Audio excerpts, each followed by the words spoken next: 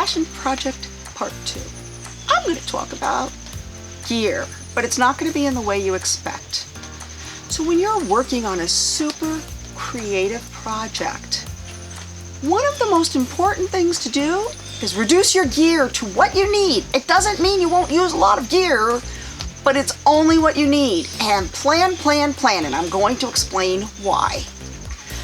So the reason why is because when you're shooting a project that's pure creativity, when you get to the final shoot, you're going to have to troubleshoot. You're probably going into new worlds, new thoughts. You're going into something you might not have ever shot before. And if you're going into the uncharted creativity, you need to be ready. And so that's why I say minimal gear. If you bring everything you've got, you're going to spend all your time playing with gear and you're not going to get your images. You're not going to get there. You're going to get caught in a trap, a very bad trap, a trap that I don't think is going to make you successful. So let me explain. When I shot the, I call a lot of my shots the awakening, but it was like my divorce awakening image. I shot that in the woods. I will show you, and I thought about it. I thought about this. Okay, so I want myself holding hands with myself, and I want to be going to the light. So I used one light. I shot it in the woods because I wanted to be able to lift the ground and not have to do messy cutouts. I knew it was going to be a nature shot. And then I realized I'm going to need a second hand, because the last thing I want to do is try to Photoshop two hands holding each other. I'm like, I don't even know how to begin to do that, and I don't know why I would want to. So I enlisted, my model was Natalie, and I enlisted Sierra. So there's a little bit, just a little bit of Sierra's fingers in the final image. And the reason for that was just a plain old save on Photoshop, because I knew my transition point was going to be where they held hands.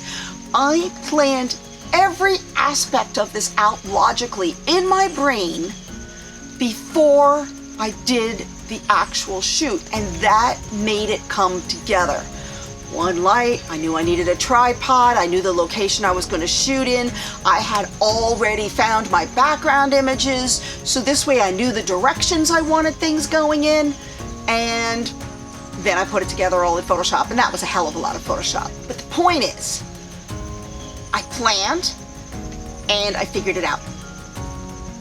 And on the day of my shoot, I was able to just focus on the shoot. Same thing with Star Trek. Now, Star Trek, Dan and I decided we did want the look and feel of an actual Star Trek set because we were going for that campy feel. We used packing paper as the background, but the lighting, we wanted the lighting right. So Dan noticed that the women were almost always top lit, so we knew we needed a top lit. I said, look, I think we need to do continuous light. It's going to cause some, challenges, but let's do continuous light. We used a lot of freaking lights, but we knew every single light was purpose-driven. Every single light was there for a reason. Everything that was on that set had been planned in advance. When Dan and I got there to do the shoot, we weren't going, oh shoot, maybe let's move this light over here. Well, what about if we move this light over here? Well, maybe this light should be here and this light should... We didn't do any of that. We knew. I had actually sent him, I don't know if I still have it, but if I have it, I sent him a horrible drawing to explain like how I wanted the set to work. We planned it. And that's the success of doing a passion style shoot. You're going into pure creative realm. This isn't a wedding where you're like, I know I need this, and I should bring some extra gear because something could break. No, this is pure creativity. So plan minimal lenses. Don't sit there and go, oh God, I don't know what lens I want to use today. No. You're going to say, I want to shoot like this. I'm going to shoot with this lens, my 50mm prime, because I want that look. Or I'm going to shoot telephoto or whatever it is. Plan one lens, maybe two if you really think you need it. Plan your exact lighting. It could be a lot, it could be a little, but you're going to use continuous, or you're going to use flash, you're going to use natural. What's going to support your final image? all that should be in mind when you're planning your gear is how do I support my final image? And you do that, you're gonna have a successful shoot.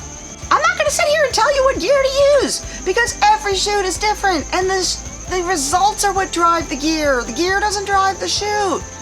So do that. Let me know if you have some questions and get out there and shoot. Have fun. That's the best way to get better. Get out there, shoot, push yourself, minimize your gear. You are going to become a much better photographer. So I wish you the very best of luck in your photography journey. And I will see you in 2 weeks. I don't know what I'm talking about, but I'm hoping if I get it done, I'll be showing you how I organized my studio because that baby needs some work and it's halfway there. So hopefully we'll be talking about that. Have a great day. Bye-bye.